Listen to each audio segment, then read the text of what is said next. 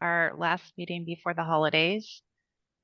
I hope that you are all planning to have a nice, restful holiday break. Today, our agenda is fairly short. We have Susie Perry back to share with us a presentation on data in the early childhood special education world. So I am going to turn it over to Susie. Thank you. I just have to pull up my next screen.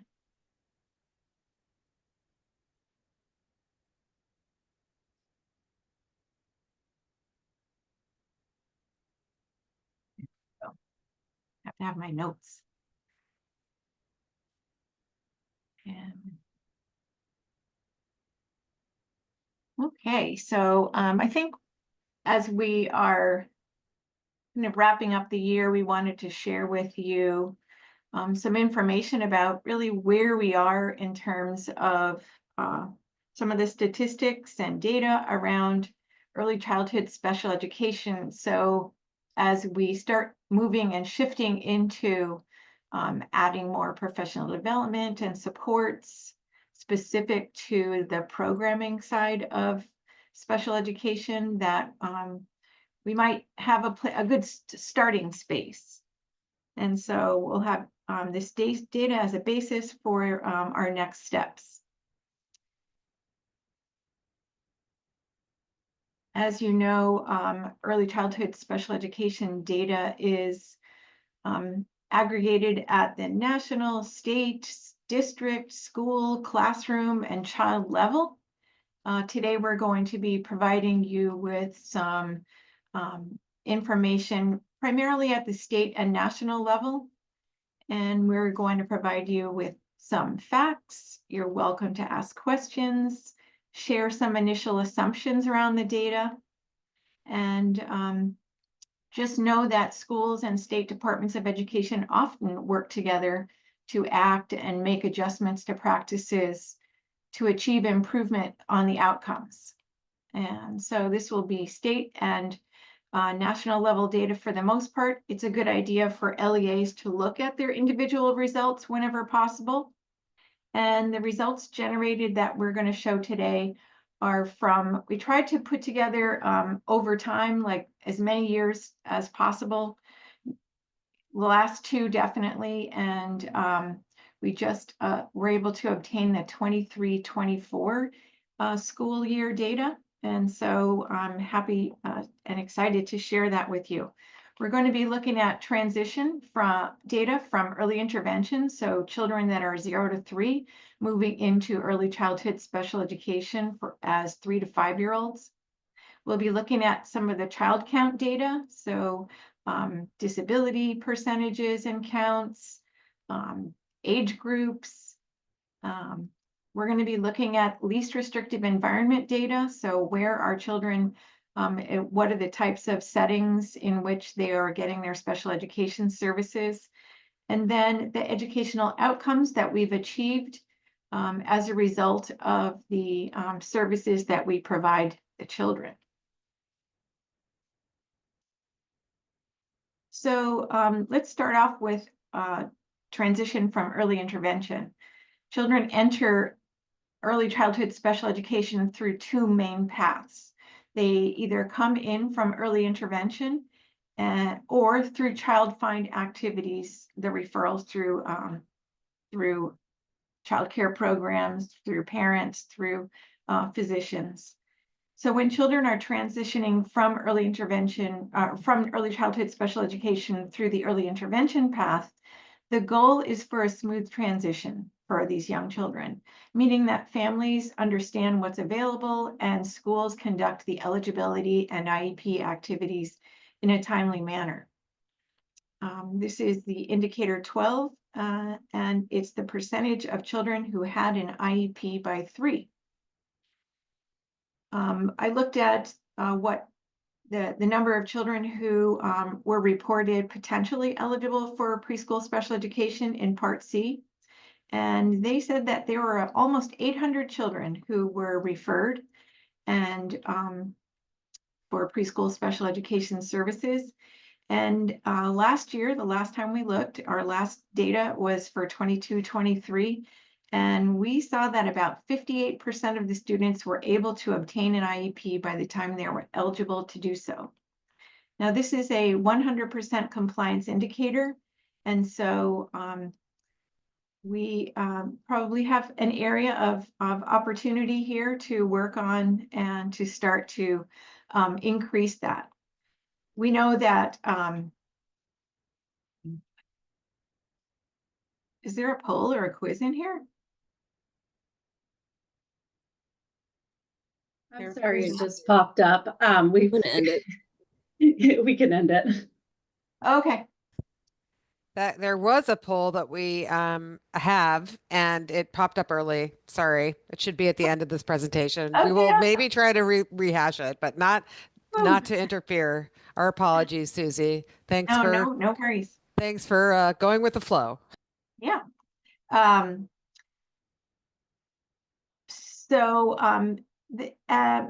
this data is from CDS reporting about what happened as they were transitioning children from early intervention to preschool special education. And we are anticipating that as schools engage in this activity, that the results will be quite a bit higher.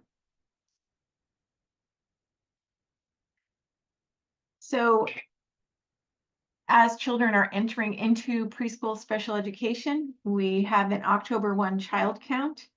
And you can see over time that the range is in the 2,000 range. And most recently, so we just got this hot off the press, that 2,565 children were reported to be enrolled in preschool early childhood special education as of October 1st of this last year in 2023.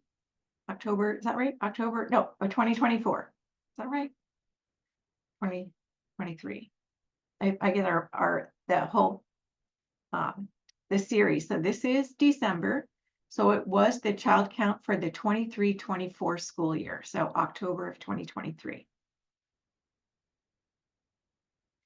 So it looks like we're finding more children, and more children are enrolling in early childhood special education programs last year, which brings us to take a look at, are we finding all of the children? And I went and gathered the child count for many state, from many state departments of education, and primarily from the Northeast region of the country, to look at the percentage of kids who were enrolled in early childhood special education compared to the overall population of children in pre-K through 12. So this represents the percentage of preschoolers within the overall population of special education. And you can see that nationally, our national regional average is about 9.5% of the kids in preschool special education. It's 9.5% of the total special education population.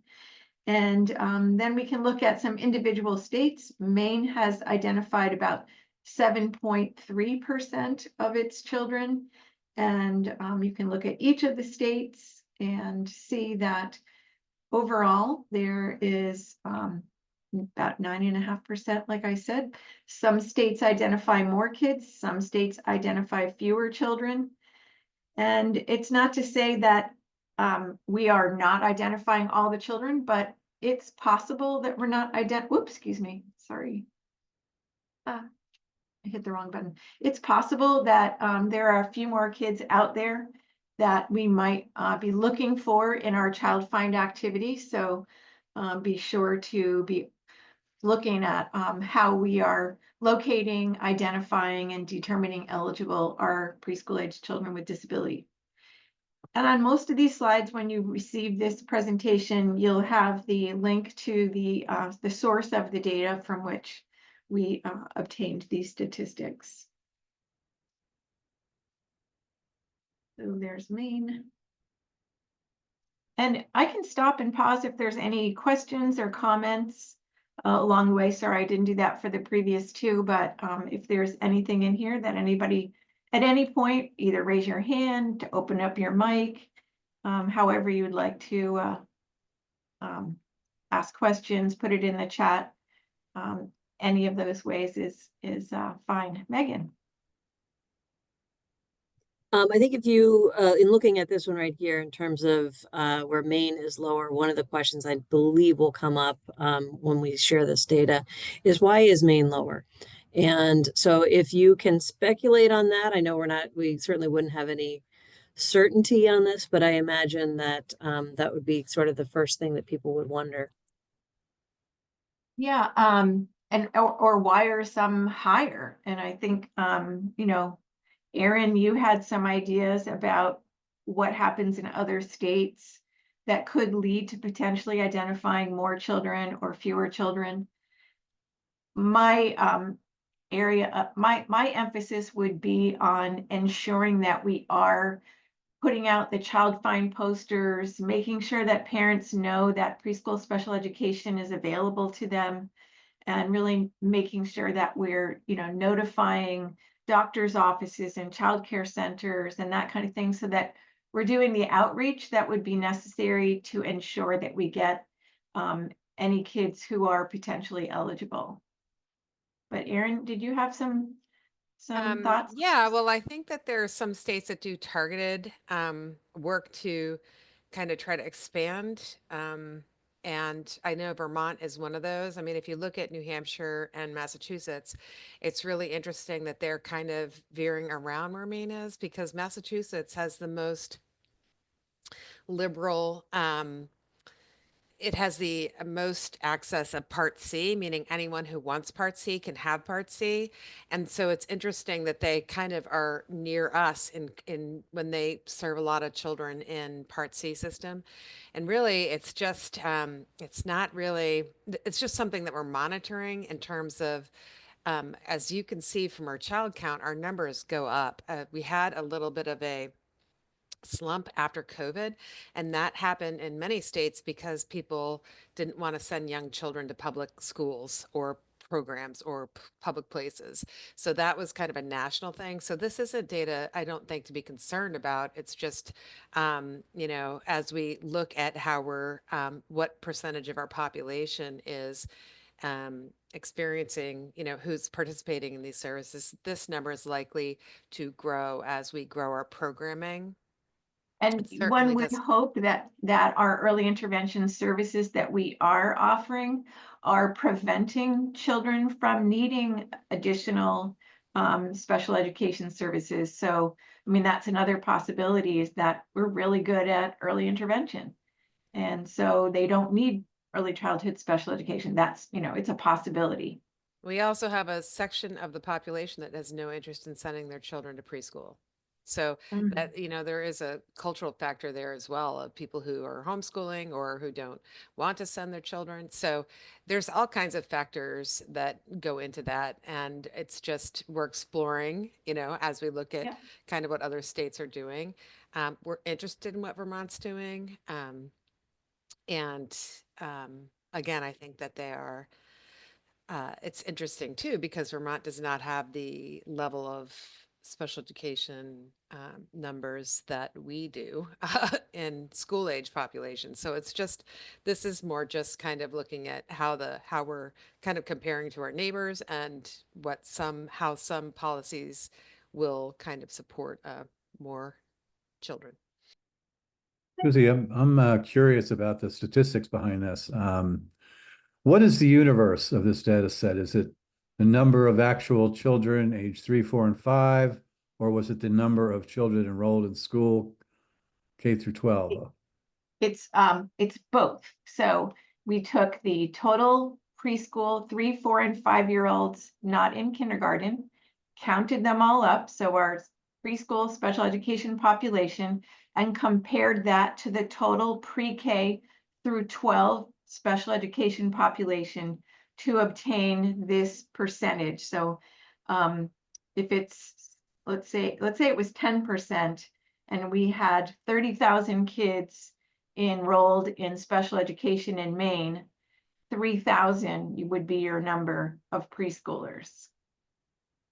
I know our ID rate in Maine, K through 12 is almost 20%. So I'm confused how, I'm just not understanding the universe of the data set, but we can talk about that later. Sure. Yep. And I have the page from which you can look at what all the numbers are rather than just the percentages. So you can see the counts. So there are really October 1 child counts of 3, 4, and 5-year-olds. The October 1 child count of 3 through 22 or 21, however you, and then the divided, so the preschool divided by the total. So if we were looking at our statewide stats of 19, I think it's 19.38, we 990. would be expecting 3, 4, and 5 to be somewhat comparable, and it's what, it's 3 times, almost 3 times less. So that is interesting. And but it's also very similar for other states. So, you know, families probably aren't as aware of the special education services or the developmental delays as they are when they're in school, because they start seeing kids have challenges and difficulties. And so more kids get referred as school age than as preschool age children. Right, there could be so many factors, you're right. Like Aaron said, we also have a cultural bias about enrolling your kid in pre-K in a lot of rural areas, which is still fascinating to me, but it's true. Yeah. It is just like we have, you know, we had a lot of resistance in participating in early intervention, especially when it was called CDS, because people um, misunderstood that to be CPS, which was a problem, which is why we changed the name of it so that we would really clearly, but there were a lot of parents who did not want people coming into their homes and did not eagerly support that. Although the campaigns that we've done to kind of increase awareness about that we've had a lot of gains in the children participating in Part C as well, which is only going to help our Part B system as it moves along. Well, we better move along here as well, onto the next data set. And I thought it would be nice for this schools that are in cohort 1 to have information to be able to predict like what portion of our kids are going to be what age. So this is the count of children. So again, it's back to the, I think, what did we say? It was about 3,000 or 2,600 kids in preschool. And this is how they break out by age group. And to see the changes over the past couple of years, we've increased the number of 3-year-olds and 4-year-olds and decreased the number of 5-year-olds as we compare one year to the next. But it's basically about 60% of the children that were enrolled on October 1st were 4-year-olds. So most of the kids that you're going to be getting, some could be 3, most will be 4, a few will be 5-year-olds.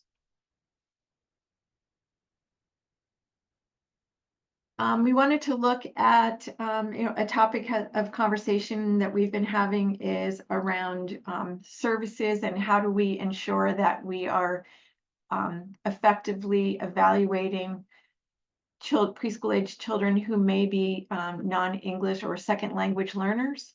And I forget what you call it in Maine, early multilingual learners. Is that right? Okay. And so at this time, we have about 6% of the population were reported to be in the English language learners group. So not a lot, but it still can affect how schools, what their supports are in terms of determining eligibility and providing services and making sure that the information is available to families in the language of their home language.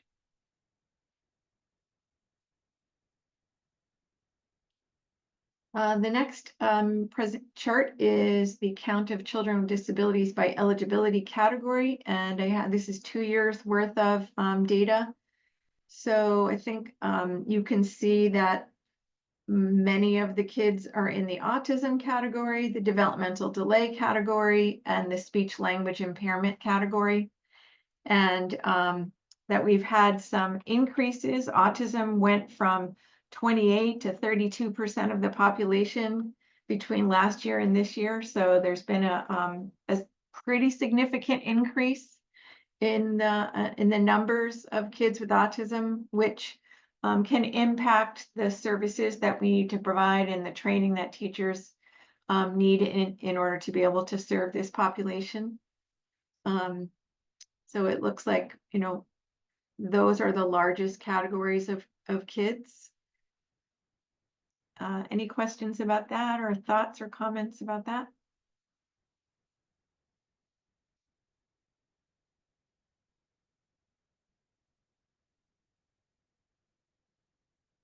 Preschool environments, otherwise known as least restrictive environment, and we in cohort 1 have been spending quite a bit of time talking about the environments in which preschool age children receive those services. Each of these groups are environments. So this first environment is the percentage of children who get their special education services in the regular early childhood classroom. And you can see that we've been increasing over the past 4 years. More and more kids are getting their services alongside typically developing peers. This is the percentage of kids who are getting their special education services in a separate setting, or you would call it a self-contained classroom. And oh, I forgot to mention that I put the national average at the bottom here for you, Erin, because you asked earlier, how do we compare to the national average? So these national averages from to a year ago. So it's not quite apples to apples. This would be more comparison to the 22-23 school year, this national average. But we're doing pretty well. You know, you're pretty close to what the national average is. Decreasing the percentage of kids who are getting their services in a separate setting. The national average for percentage of kids who are getting their services at home is almost 3%, and you have just a tiny number, just like 9 kids are getting their services at home. This is an interesting group because the percentage of kids who are enrolled in a service-only program, so they don't attend any other childcare program, they only get a special education service. For example, speech, you know, we've identified that as probably representative, primarily representative of this group. So about 20% of our kids are not enrolled in any program and are getting a service, whereas the national average for that is about 8.5%. So there is kind of a difference there, I'd say, between what we're doing and what's happening in the nation. That And speaks, then Susie, that speaks to the lack of educational programming that's available. So as our SAUs, I think, start expanding this programming, that number is likely to shift into the national average. And I think also, you know, what you mentioned before about the culture of not wanting to attend a program, but where if you could just get a service, maybe that people would be more, families would be more amenable to that. That might be a factor in there. There's probably a number of factors that we would want to look into and address to kind of start to change that statistic. But it's definitely an area of opportunity to do some more communication and outreach about why it's important for kids to be involved with other kids and how that impacts their learning. So, and I think I'll talk about this a little bit more when we look at outcomes, but what we know is that kids really learn from other kids. And so if they have other children that are models for them, if they're involved in regular programs, they're able to see that, you know, have models of the problem solving, models of language development. And so there's a lot of benefit from participating in regular early childhood programs. And it would behoove all of us to communicate more probably about that and to help families understand what are those benefits, and schools perhaps too. And the last group is children who are in an early childhood program, but are removed from that program in order to get their special education services. So they may attend a child care program and then go to the school district for their special ed services, or they might be in a Head Start and take a bus to another program to get their special ed services. So again, this is another area of opportunity. We're a little bit higher than the national average on that, not too much, not terribly high on that, but this is another area of opportunity for, you know, we had a marketing campaign that was called Just Keep Them in the Classroom. You know, don't move them out, provide their special ed services in that program, the program that they're in. And then we could make some headway on changing the data around this one.